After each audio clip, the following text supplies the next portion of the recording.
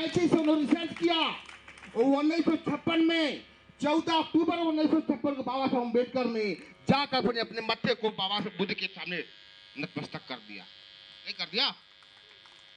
हाँ? कौन महान है? ज्यादा ज्ञान देने का प्रयास मत करिएगा हमको।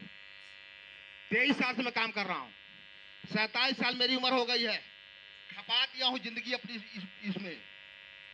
ये खून निकल रहा है, पसीना नहीं है। अगर ये एहसास करोगे तो इतनी ईमानदारी अगर कर लोगे तो आपका समाज शासक बन जाएगा। इतनी ईमानदारी कर लोगे अपने समाज के प्रति तो निश्चित तौर से समाज शासक बन जाएगा। और नहीं कर पाओ गुलाम तो बना ही हुआ है। तो निश्चित तौर से ज्ञान वहां बांटने की जरूरत है जहां जो अज्ञानी हो।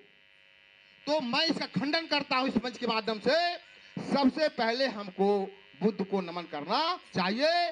अम्बेडकर नहीं, पूरी दुनिया के लोग उसको सर झुकाते नहीं झुकाते भैया, आप बताइए। आप बहुत श्रेष्ठ और ज्येष्ठ हैं हमारे। आपका हमें आदेशों का हमने पालन किया है। आपके सानिध्य में हम बराबर रहते हैं। अगर कोई त्रुटि समझ के माध्यम से होती तो माफ कर दीजिएगा, मुझको सलाह दीजिएगा, लेकिन मंच पर मुझको गाली मत दीजिएगा।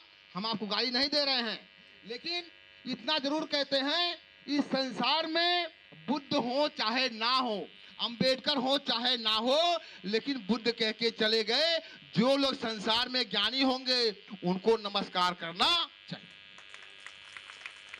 नहीं, वो बुद्ध के नाम से जाने जाए, अंबेडकर के नाम से जाने जाए, प्रेम सागर के नाम से जाने जाए, आरपी गौतम के नाम से जाने जाए, वो बुद्ध होना चाहिए, वो ज्ञानी होना चाहिए। ज्ञानी जो है वो किसी भी जाति धर्म का हो, उसके चरणों को नमस्कार करना न करना चाहिए। जाति देख के करवा का है? जाति के आधार पर, क्योंकि बुद्ध ने जाति को नहीं माना। बाबा साहब डॉक्टर अंबेडकर साहब कास्ट की किताब बनाया। उन्होंने कहा जब तक जातियां इस मुल्क में रहेंगी तब तक गुलामी परमानेंट रहेगी, एकता नहीं होगी, अखंडता बनी रहेगी, हम गुलाम बने रहेंगे, हमको जाति को खत्म करना होगा। बाबा साहब अंबेडकर कहते हैं बुद्ध की वो छड़ी है। कौन सी ऐसी छड़ी है? जैसे लोहे को जोड़ना है तो लगता है ना कोई केमिकल, ईटा से ईटा को जोड़ना लगता है सीमेंट, लकड़ी से लकड़ी को जोड़ने के लिए माता जी लगता है फेविकोल। वैसे आदमी से आदमी जोड़े हुए कौन है फेविकोल? हुए नहीं है। बाबा साहब अम्बेडकर ने कहा वो फेविकोल बुद्ध दे के चले गए। कौन? विचारों का फेविकोल, विचारों का फेविकोल। उसके जन्मदाता है बुद्ध, उसके जन्मदाता है। हम उनको नकार नहीं सकते हैं। 2 अक्षर पढ़ ले से आप ज्ञानी नहीं हो जाएंगे। यथार्थ को हमको जानना होगा, हमको यथार्थ को जानना होगा। मेरी माँ किसी को बता देगी यही तेरा बाप है, मान लूंगा, लेकिन मेरी माँ बता देगी गधा तुम्हारा बाप है, नहीं मानूंगा। यही डिस्कस हो गया आलापुर तहसील पर कानपुर के वकील साहब से। उन्होंने कहा बड़ी देश तुम प्रवचन कर रहे हो। मैंने कहा हाँ सर बताइए, कहीं टूटी हो बताइए, उसको सलाह दे दीजिए हमको। उन्होंने कहा दुनिया में तुम कह रहे ईश्वर नहीं है, और ये बताओ क्यों नहीं मानते हो?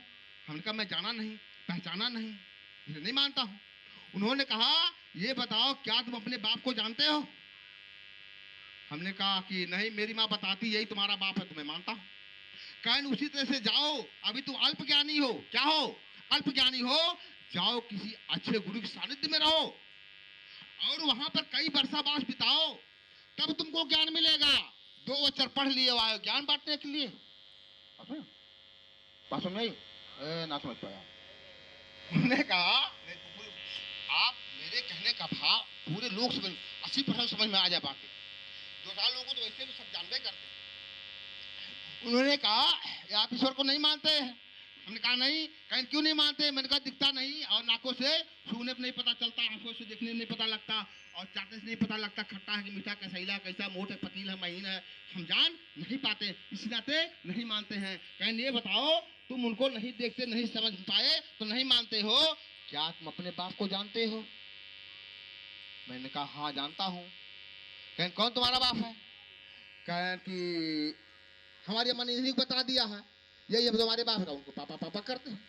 मामा मामा करते हैं। जैसे भी जो बता दिया, उसने कहा तुम्हारी माँ झूठ बोल दे तो? क्यों? अगर तुम्हारी माँ झूठ बोल दे तो? हमने कहा वो तो माँ के चेत के ऊपर निर्भर करता है।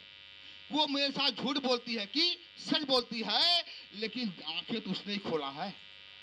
इस संसार में संसार से ज्यादा महान मेरी माँ है। संसार बाद में है, मेरी माँ सबसे पहले है। इस नाते इस्लाम में कहा गया है माँ की चरणों में ही जन्नत है। नहीं है? माँ से हम दूर नहीं हो सकते। माँ मेरा अस्तित्व है, माँ मेरा चिराग है, माँ मेरा दीपक है। नहीं है? हम बाप से तो अलग हो सकते नहीं, जान पाए, लेकिन माँ से अलग नहीं हो सकते। माँ से तो हमने कहा माँ ने जिसने हमको बताया जान गए। उन्होंने कहा माँ तुम्हारी झूठ बोले तब क्या करोगे, कैसे परिभाषित करोगे? हमने कहा मेरी माँ किसी चमार को बता देगी तुम्हारा बाप है तो मैं मान लूंगा। अगर किसी यादव को बता देगी तुम्हारा बाप है तो मैं उसको मान लूंगा। किसी कुर्मी को बता देगी तुम्हारा बाप है, मान लूंगा। किसी पंडित को बता देगी तो मैं मान लूंगा।